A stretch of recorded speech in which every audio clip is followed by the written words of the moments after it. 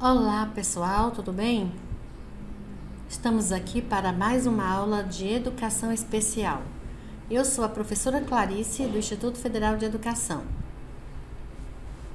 O tema de hoje é Perspectiva da Inclusão Escolar, Transtornos Globais do Desenvolvimento. As diferentes compreensões do autismo, da identificação do quadro até os dias de hoje. Os transtornos globais do desenvolvimento, TGD, representam uma categoria na qual estão agrupados transtornos que têm em comum as funções do desenvolvimento afetadas. As primeiras descrições do autismo foram nos anos 40. Aspectos estão priorizados para estudo e os pontos de vista a partir dos quais o quadro foi descrito e compreendido influenciaram as abordagens práticas de ajuda e tratamento. Esta influência não se deu por se tratar do autismo, mas pelo fato de que todo estudo, abordagem e conhecimento tem como consequência inerente à adoção ou exclusão de intervenções práticas. No âmbito educacional, a influência dos modelos explicativos sobre o autismo ao longo da história determinou as primeiras iniciativas de intervenção no ensino, que, entretanto, foram muito específicas e distanciadas daquelas desenvolvidas no meio social inerente à escola, como a conhecemos hoje. São distúrbios nas interações sociais recíprocas que costumam manifestar-se nos primeiros 5 anos de vida. Caracterizam-se pelos padrões de comunicação estereotipados e repetitivos, assim como pelo estreitamento nos interesses nas atividades. Os TGD englobam os diferentes transtornos do espectro autista, as psicoses infantis, a síndrome de Asperger, a síndrome de Kanner e a síndrome de Rett. Leo Kanner, 1943. Ele disse que desde 1938 chamaram-nos a atenção várias crianças cujo quadro difere tanto e tão peculiarmente de qualquer outro tipo conhecido até o momento, que cada caso merece, e espero que venha a receber com o tempo, uma consideração detalhada de suas peculiaridades fascinantes. E até hoje é muito estudado e a cada dia tem se procurado aprofundar mais com relação ao tema, as características e a ajuda. E nas primeiras descrições do autismo, o fascínio se fez evidente porque a atitude indiferente das crianças observadas em situações próprias para a troca social parece ter sido o motivo desse fascínio. O termo autista foi utilizado pela primeira vez em 1911 por Breuer para designar a perda de contato com a dificuldade e realidade e, consequentemente, ou impossibilidade de comunicação. Os primeiros estudos de Leo Kanner. Em 1943, médico austríaco radicado nos Estados Unidos da América, observou 11 crianças que passaram por sua consulta e escreveu o artigo Os transtornos autistas do contato afetivo. Com base nos aspectos que chamaram sua atenção, podemos dizer que ele intensifica como traço fundamental do autismo a incapacidade para relacionar-se normalmente com as outras pessoas. Bom, desde o início há uma extrema solidão do autista, né? O contato físico direto, movimentos, ruídos, são como se não estivessem ali. São sentidos dolorosamente como uma interferência penosa. Isso que ele achava naquela época. A comunicação e a linguagem. Kanner descreveu a ausência de linguagem, que era o mutismo, que era de ser mudo, né? A presença da ecolalia e a aparência de surdez. A ecolalia, eles repetiam, né? A repetência de falas, de expressões. A relação com as mudanças no ambiente e a rotina. Eles tinham o desejo obsessivo de manter a igualdade. A própria criança, somente ela pode romper, né, essa mudança em algumas ocasiões. E a memória. A memória, eles têm uma capacidade de memorizar grande quantidade de material, sem sentido, às vezes sem um efeito prático. Por exemplo, conheci um garoto que ele sabia todos os estados e capitais do mundo. Não era só do Brasil, era do mundo. Que perguntasse, ele saberia responder. Hipersensibilidade a estímulos.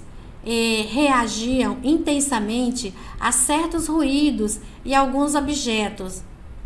Por exemplo, não suporta serra de unha, não suporta barulho de liquidificador, e também tinha problemas de alimentação. Os primeiros estudos de Hans Asperger. Hans Asperger, ele descreveu os casos de várias crianças vistas e atendidas lá à sua clínica pediátrica universitária de Viena. Asperger não conhecia o trabalho de Kanner e descobriu o autismo de modo independente. Publicou sua obra em 1944, A Psicopatia Autista na Infância. Vamos ver um pouco a descrição de Asperger sobre o autismo. As relações sociais e afetivas. Asperger identificava como um traço a limitação de suas relações sociais. A comunicação e a linguagem. Estranhas pautas expressivas e comunicativas. Anomalias prosódicas e pragmáticas. São alterações das prioridades acústicas da fala, ritmo, entonação. A fala, ela fica meio mecânica, meio diferente, né? A dificuldade também de compreender o sentido ambíguo das palavras ou das expressões. O pensamento era compulsivo e caráter obsessivo de seus pensamentos. Tinha uma ideia, não tirava mais. Comportamentos e atitudes, tinha tendências a guiar-se de forma alheia às condições do meio. Nos estudos de Leo Kanner estão descritas as principais características do autismo. Seus estudos também geraram certa confusão, além de consequência teórica e prática determinantes nas abordagens de atendimento e compreensão das necessidades das pessoas com autismo. Até a década de 60, o autismo foi considerado um transtorno emocional causado pela incapacidade de mães ou pais de oferecer o afeto necessário durante a criação dos filhos. Isso produzia alterações graves no desenvolvimento das crianças. Posteriormente, as pesquisas fundamentadas em dados estabeleceram importantes modelos explicativos. O autismo passa a ser estudado e compreendido enquanto um transtorno do desenvolvimento. Deixa de ser apontado como uma crise infantil para ser entendido como um transtorno global ou invasivo do desenvolvimento. De 1943 aos dias de hoje, implicaram a cada momento histórico diferentes impactos para as famílias e para as crianças com autismo. As primeiras descrições do autismo, ao considerar o isolamento como um desejo da criança e a interferência de outra pessoa no ambiente, na rotina e na solidão, como algo penoso. Trouxeram em consequência o reforço do isolamento dessas crianças. quando começaram a ser implantadas, ocorreram em circunstâncias ambientais artificiais, já que previam controle e redução de estímulos e atendimentos individualizados. Do ponto de vista da família, por 2 décadas, os pais se viram diante de uma responsabilidade que na verdade não existia. O modelo explicativo que circulava o transtorno autista, a incapacidade afetiva dos pais, posteriormente comprovado como falso, infligia-lhe a culpa e estigma. Em decorrência desse modelo, surgiram expressões estigmatizantes como mãe geladeira. A ausência da oferta da educação escolar durante os primeiros anos de estudo do autismo levaram as famílias a viver seus desafios e necessidades à parte das demais. Prova disso é o fato de que as primeiras iniciativas de escolarização foram patrocinadas por familiares e pais de autista, e não pelo Estado ou por profissionais estudiosos da educação. Transtornos globais do desenvolvimento, o autismo. O autismo é explicado e descrito como um conjunto de transtornos qualitativos de funções envolvidas no desenvolvimento humano. Esse modelo explicativo permitiu que o autista não fosse mais classificado como psicose infantil, termo que acarretava um estigma para as famílias e para as próprias crianças com autismo. A compreensão dos contornos classificados como TGD, a partir das funções envolvidas no desenvolvimento, aponta a perspectiva de abordagem, tanto clínica quanto educacionais, bastante inovadoras, além de contribuir para a compreensão dessas funções no desenvolvimento de todas as crianças. O transtorno global não diz respeito apenas ao autismo. Sob essa classificação se descrevem diferentes transtornos que têm em comum as funções do desenvolvimento afetivo qualitativamente. O autismo, a síndrome de Rett, transtornos da síndrome de Asperger, transtorno desintegrativo da infância, transtorno global do desenvolvimento sem outra especificação. Bom, era isso que nós tínhamos. Vamos deixar aqui uma atividade. O que você vai fazer, meu aluno, minha aluna de Pedro II?